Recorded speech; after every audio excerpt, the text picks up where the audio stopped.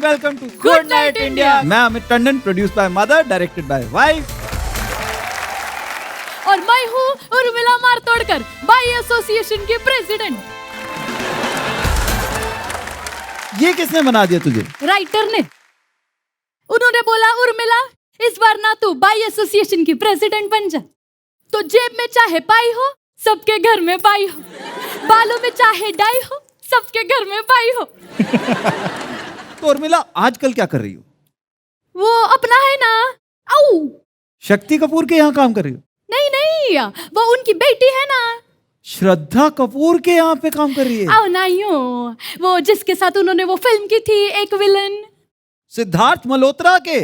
नहीं, वो जिनके साथ वो उन्होंने पहली फिल्म की थी स्टूडेंट ऑफ द ईयर। ये क्या कर क्या रही है तू उर्मिला? Time pass. आजकल काम नहीं है ना, तो यही सब करती हूँ मैं, टाइम पास। इसके टाइम पास से अच्छा हम कुछ अच्छा टाइम पास कर ले, और उसके लिए बुलाते हैं हमारे परफॉर्मर शुभम सोलंकी को। Please welcome Shubham Solanki from Rajasthan.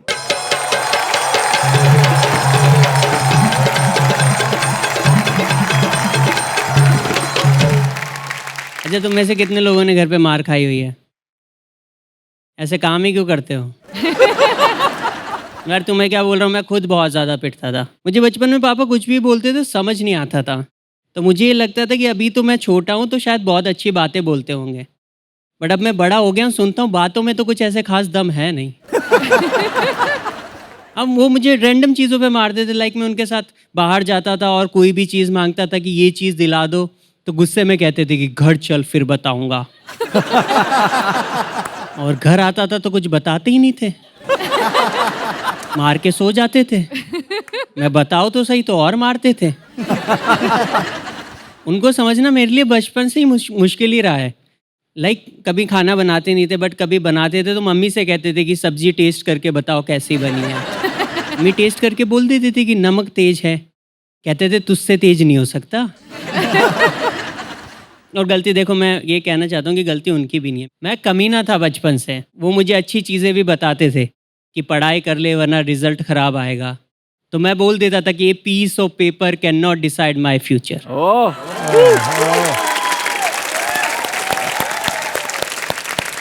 तो मेरे सामने जायदाद के कागज में से मेरा नाम हटाते थे। और मेरे को बचपन से ये वाली चौड़ में रहने की आदत रही है, तो जब मैं रिजल्ट लेके आता था और कम मार्क्स होते थे तो मैं उनको देता था, और वो मुझसे कहते थे कि कहा था ना पढ़ाई कर ले, तो मैं बोल देता था कि अब क्या फ़ायदा जब चिड़िया चुग गई खेत। तो जो वो मेरी चिड़िया बिगाड़ते थे। बट मैं कहना चाहता हूँ कि यार जो मम्मी पापा होते हैं वो ठीक हैं, बट हमें ना फैमिली फंक्शन में ना लेकर जाए, है ना? हाँ, क्योंकि हम रिलेटिव से डील नहीं कर पाते। एक तो उनका पहले देखते ये रिएक्शन होता है कि क्या इतना बड़ा हो गया। और कोई ऑप्शन था मेरे पास? मेरे रिलेटिव मुझसे पूछते हैं कि कितने साल का हो गया, मैंने 25 साल का। बोले तेरी उम्र में तो मैंने एक बच्चा खो दिया था। मैंने इसमें प्राउड होने वाली तो कोई बात नहीं है। मेरे को इसलिए भी मेरे घर वालों से इतनी बनती है क्योंकि मेरे जो आसपास के लोग हैं और ज़िंदगी में बहुत ज़्यादा अच्छा कर रहे हैं। एक मेरे पड़ोस में एक भैया रहते हैं, उन्होंने रिसेंटली एवरेस्ट को सबमिट किया है, एवरेस्ट की चोटी पे पहुंच के आए। बट द प्रॉब्लम ये हुई कि जब वो वापस आ रहे थे तो उनके साथ एवलांच आया और उनके हाथ की 2 फिंगर्स टूट गई, मतलब फ्रोज होकर वहाँ पर। तो मैं इसलिए कि वो 10 उंगलियाँ लेके गए थे और 7 लेके आए। बट जब वो घर आए, रिपोर्टर उनके घर आए, सब खुश थे।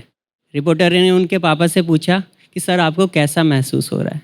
तो अंकल का पहला रिएक्शन था कि अब इसकी जॉब नहीं लग सकती। वो कह रहे हैं कि सर वो इतनी ऊंचाइयों पर पहुंच के आ गया, आप खुश नहीं हो? तो कहते कि क्या ही फायदा इतनी ऊंचाइयों पर जाके, जहां से नीचे देखो तो जॉब ना दिखाई दे। चलो guys, thank you, that's been my time.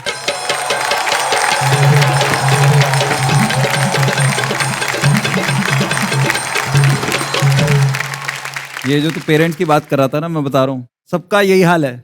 मतलब मेरा तो उस दिन पेरेंट्स से विश्वास उठ गया था जब पहली बार मम्मी ने बोला था इधर आ, कुछ नहीं कहूंगी।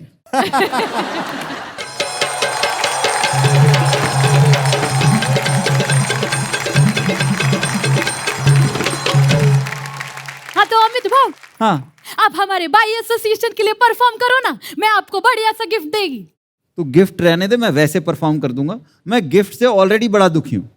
वो क्यों? तू बैठ, मैं बताता हूँ। अच्छा,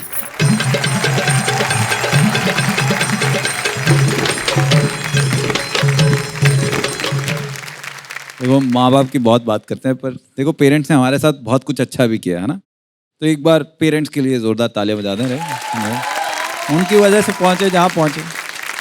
बहुत कुछ अच्छा किया, पर कुछ चीज़ें गलत भी करी। मेरे पेरेंट्स ने मेरे साथ एक चीज़ बहुत गलत करी, जो बहुतों के पेरेंट्स ने करी है मेरे ख्याल में, कि मेरा पहला बर्थडे बहुत ज़बरदस्त मनाया। उसके बाद सारी उम्र सुनाया कि तेरा पहला बर्थडे हमने क्या मनाया था, सारे शहर को बुलाया था, तुमको फोटो भी दिखाएंगे सारी, राइट। माई प्रॉब्लम इज क्यों मनाया था क्योंकि मेरे को तो याद भी नहीं। पहला बर्थडे बच्चे के लिए बर्थडे नहीं है, उसका टॉर्चर डे है। मतलब पहले क्या है, घर पे 4 लोग गाल खींच रहे थे, आज 400 खींच रहे। कोई भी आता जाता उठा रहा है, फेंक रहा है, हंस हंस हंस। आदमी कहता है नीचे रख। ऐसे तो हंसी निकलेगी, कुछ और ही निकलेगा। उसके बाद तुम 6-7 साल के हो गए, पहली बार तुमको बर्थडे की खुद की एक्साइटमेंट है कि बर्थडे मनाना है। आदमी लिस्ट बनाता है बच्चा कि मैं ये सारे फ्रेंड्स को बुलाऊंगा। फिर तुम्हारी मम्मी उस लिस्ट को देखेगी और बोलेगी इनमें से कौन कौन है जिन्होंने तेरे को बुलाया था। फिर फाइनली भीख मांग मांग के हम 5-6 नाम अप्रूव करवा लेते हैं। फिर तुम बर्थडे मनाते हो, तुम्हारे दोस्त आते हैं, तुम वहाँ पे गेम खेलो, 1-2 घंटे गेम चलती है। फिर आदमी थक जाता है, आदमी कहता है अब तुम घर जाओ यार, ताकि हम गिफ्ट्स खोलें। पर मुझे ना ओवरऑल गिफ्ट्स अच्छे नहीं लगते। और मेरे साथ सबसे खराब हुआ था गिफ्ट का मेरे 13th बर्थडे पे। 13th बर्थडे से 6 महीने पहले मेरे फादर मेरे पास आए, कहते क्या गिफ्ट लेना है तूने इस साल, बताओ। मैं हैरान रह गया, मैं कहा ये क्या फादर चेंज हुए हैं क्या हमारे। क्योंकि हमारे टाइम में ना पेरेंट्स की गिफ्ट देने की कोई प्लानिंग नहीं होती थी, पर सडनली वही बाप तुमको खुद आके पूछ रहा है क्या लेना है तूने बर्थडे का। उस टाइम ना नई नई आई थी मारियो की वीडियो गेम। मैं डैडी वो मारियो की वीडियो गेम आई है वो ले दो। डन, इस साल फर्स्ट आजा, पक्का ले दूंगा।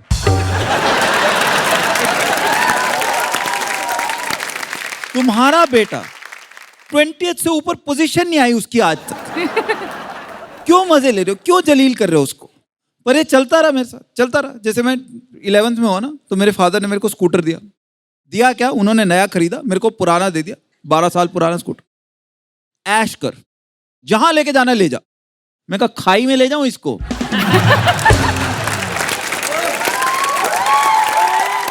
मैं 1-2 साल चलाया स्कूटर, पर तब क्या है, तब ना मोटरसाइकिल लेने आए थे। मेरा भी मन किया मोटरसाइकिल लेना, पर बाप तो वही है, मरता क्या ना करता और कहीं जा नहीं सकते। मैंने अपने डैडी को बोल दिया, मैं कहा डैडी बाइक ही ले दो।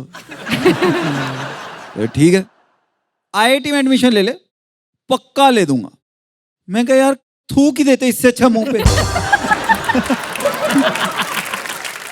पर मैंने कोशिश करी, मैं कहा डैडी मैं प्लीज ले दो अभी, ये 2-3 साल से। कहते बेटा मैं ले देता, पर तूने अंशु का हाल देखा। अब अंशु मैं बताता हूँ क्या। अंशु हमारा ना एक कजन था, जिसके पास बाइक होती थी। उसका एक्सीडेंट हो गया, 6 महीने वो लंगड़ा के चला, 3 जगह से हड्डियां टूटी उसकी। और उस अंशु को हम सारे बाकी कजन्स बहुत गालियां देते थे, क्योंकि उसकी वजह से हमारी फैमिली में किसी और बच्चे को बाइक ही नहीं मिली। सारे माँ बाप ने अंशु की कहानी सुना सुना के अपने 50-60 हजार रुपए बचा लिए। लेकिन हमको कभी कभी शक भी होता था कि कहीं इन्हीं सब ने मिलके अंशु की सुपारी तो नहीं दी थी।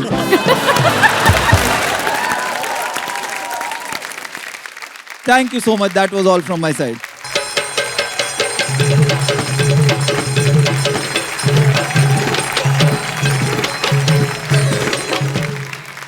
तो आपने गिफ्ट की बात की थी ना, मैं आपके लिए गिफ्ट लाई हूँ। अरे नहीं, आपको तो लेना ही पड़ेगा। लो, क्या है क्या इसमें? इसमें ना 90 ml के 2 फिनाइल के बोतल है, और एक पोछा है और एक नहीं है। इसका क्या मतलब हुआ है, पोछा है एक नहीं है मतलब एक पोछा है कि जब भी आपका सफाई करने का मन करे तो आप पोछा लगा लो, और जब मन नहीं है तो पोछा भी नहीं है।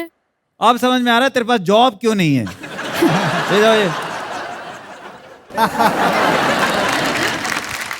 उर्मिला एक बात बताओ, आजकल तो चलो फ्री हो, पर पहले कहाँ काम कर रही थी? और वो अपने सुनील के यहाँ। कितनी पगार मिल जाती थी वहां पे? वहां से पोछे पोछे का 1.5 लाख लेती थी मैं। 1.5 लाख सिर्फ पोछा करने का? हाँ। इतना क्यों? क्योंकि वो पूरा टाइम ए अंजलि ए करके यहाँ वहां से थूकते रहते थे ना, तो इतना पोछा लगाना पड़ता था। उर्मिला की सफाई का तो पता नहीं, मगर हमारे अगले परफॉर्मर्स के जोक बड़ी सफाई से लिखे हुए हैं। So please welcome Ashish Bhatt from UP.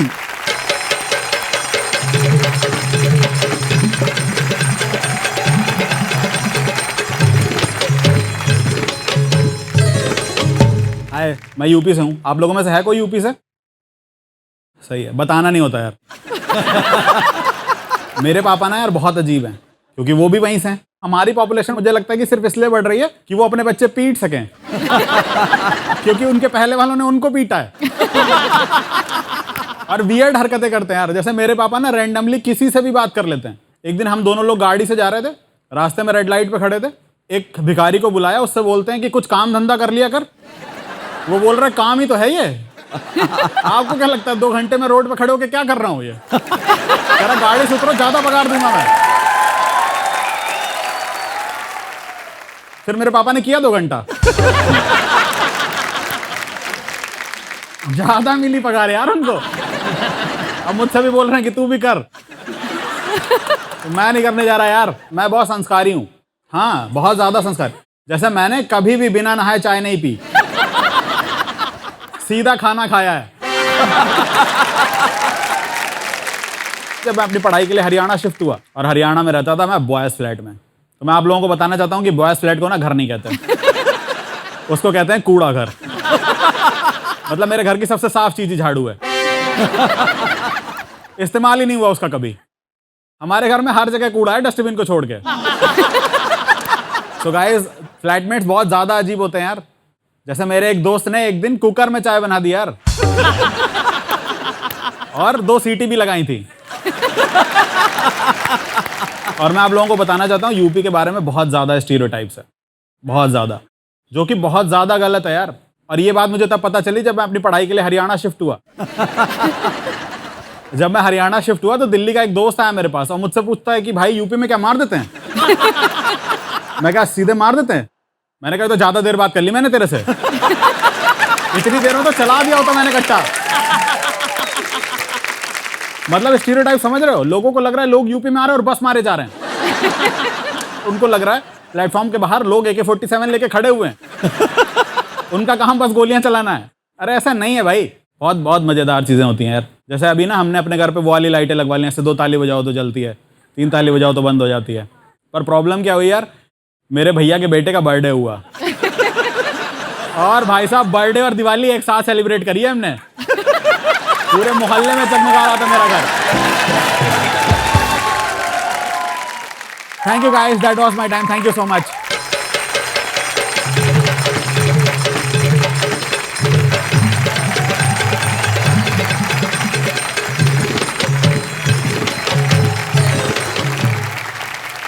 ये जो तुम बता रहे हो ना बॉयज हॉस्टल का, बिल्कुल सही है। मैंने उनको बोला, मैं कहा यार जाला साफ कर दो। कहता पागल, जाला लगा हुआ है तभी तो मच्छर उसमें फंसते हैं, नहीं तो हमें नहीं काट लेंगे। इन्होंने स्पाइडर को काम पे लगा रखा है कि हमारी मच्छरदानी बनाए। और वो तो अच्छा हुआ कि यहाँ पर ऐसी वाली लाइट्स नहीं लगी है, वरना तो डिस्को बन जाता इधर। Thank you so much Ashish, please take your thank you.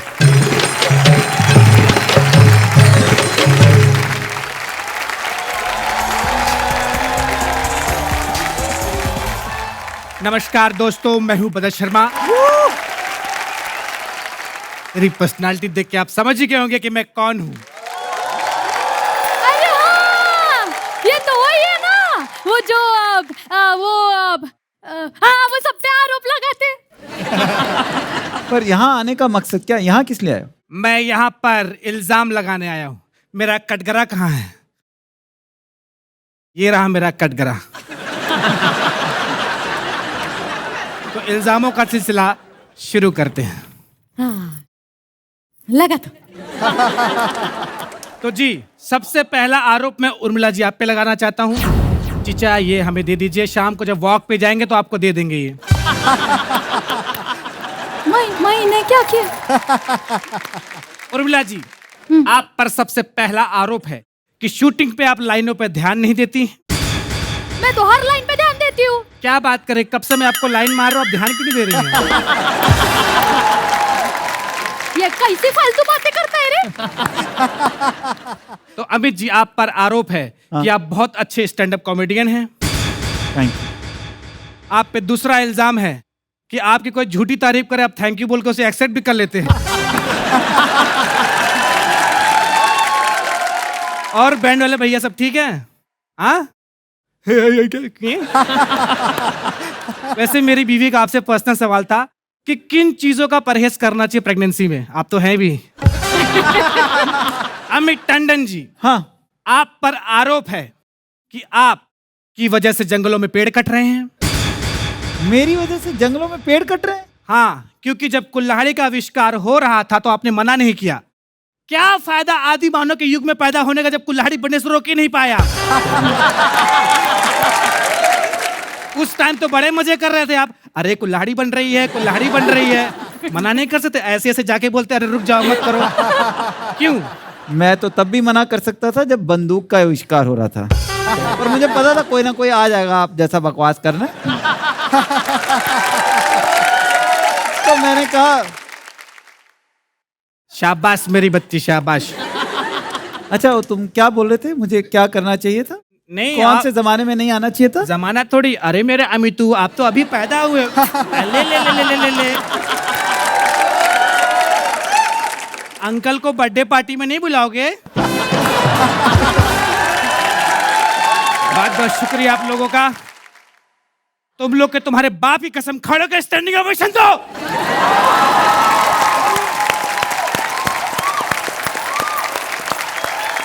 बहुत बहुत अच्छा लगा आप लोगों से मिलके। ये लोग कौन है बताया नहीं किसी ने। यार थैंक यू गाइस।